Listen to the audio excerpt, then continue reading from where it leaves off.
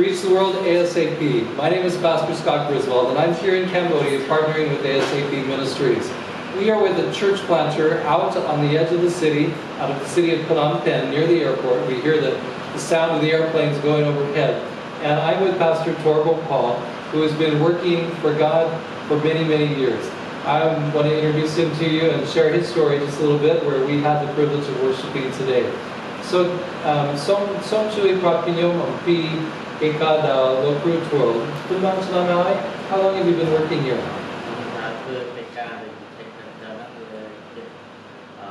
We've been working since 2000, the year 2000, the last 17 years, on the edge of the city of Phnom Penh, planting God's church. That's a long time.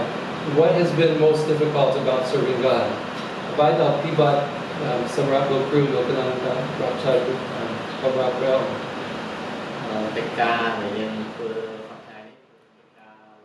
For church planter Bhopal, one of the greatest problems that he is facing is that the members, they're poor. They are just trying to find a way to survive, to have a living. And then to add to that, once they believe in God, then there are many other churches that worship on other days who give money for them to go to their church. They may even provide a house or a job. And so that pulls them away before they're strong enough to really stick and be strong. What are the joys that you have? And this is a long time to keep on serving God. What joy has it brought to your life? Avaida twirl awi dokru no twirl awi prayer. Pibat menten, pibat ral tonight.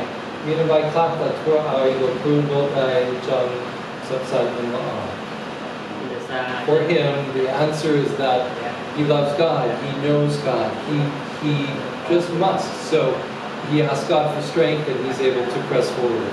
I am really thankful. We've had a nice time today worshiping God.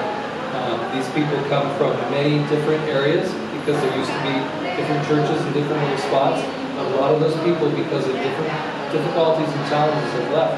So as I've talked with them today, I've recognized for many of the church planters, they are facing huge challenges as this country has its difficulties and continues on with a lot of poverty, but with more opportunities for development. People take jobs and are suddenly gone off to Thailand or off to another job. So the work becomes difficult. I am encouraged by something that happened today, and I want to tell you about that. So the story I want to tell you happened because I'm at church, stirring about my sermon. I planned it all out, but I got here and I felt that this was not what I should preach. So my mind is stirring. I take a walk during Sabbath school, trying to figure out what to say. And it slowly is coming together, but it's still not there when I have to stand up. Fortunately, there's a translator here. I didn't think I'd have a translator. There's a young guy I recognized from knowing him back in Thailand when he was studying at Mission College there. And so he came up to preach for me. He did a wonderful job. I could tell he was clear and strong, since I know the language and he can catch the mistakes. But he did a terrific job. And afterwards, as I slipped to the back, his wife came to the back and whispered to me, he's really struggling with temptations. That sermon was for him. He needs to hear. I'm really worried about him. It was over issues of Sabbath keeping and alcohol and various things that she was truly concerned about. So afterwards, we got to sit down together. And I said, so how's it going for you? Are you struggling with some of the very things I preached about? And he told me, and he opened up, and he said, yes, I have a job right now, a big job for my transportation company that will be on Sabbath starting next week. And I don't know what to do. Should I cancel it? If I do, I may lose it. I may lose the van that I borrowed money for in order to have this business. And even our land will maybe come up and be lost. So he was truly concerned. As we prayed, as we talked, as I asked him questions, what do you really want to see 10 years from now, 20 years from now? You think you must do this for your wife and daughter. Well, what do they really want from you? They want somebody they can trust, somebody who looks to God. Are you trusting you or God? And he said, yes, I hate to say it, I'm trusting me.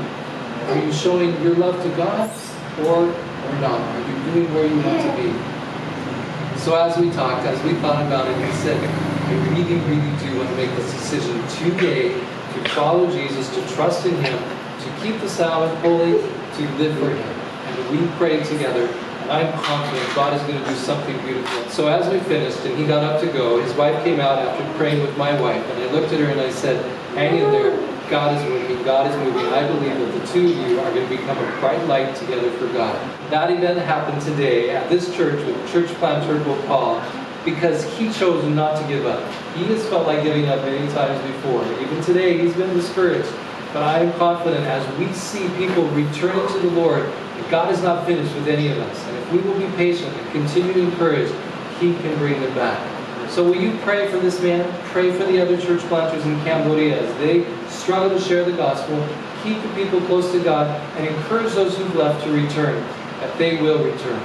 I know the same is true at the churches where you attend, that there are people who are no longer there, who need your loving care, reaching out to them. So whether you're praying or giving or reaching out right where you are, let's do it by the power of the Holy Spirit.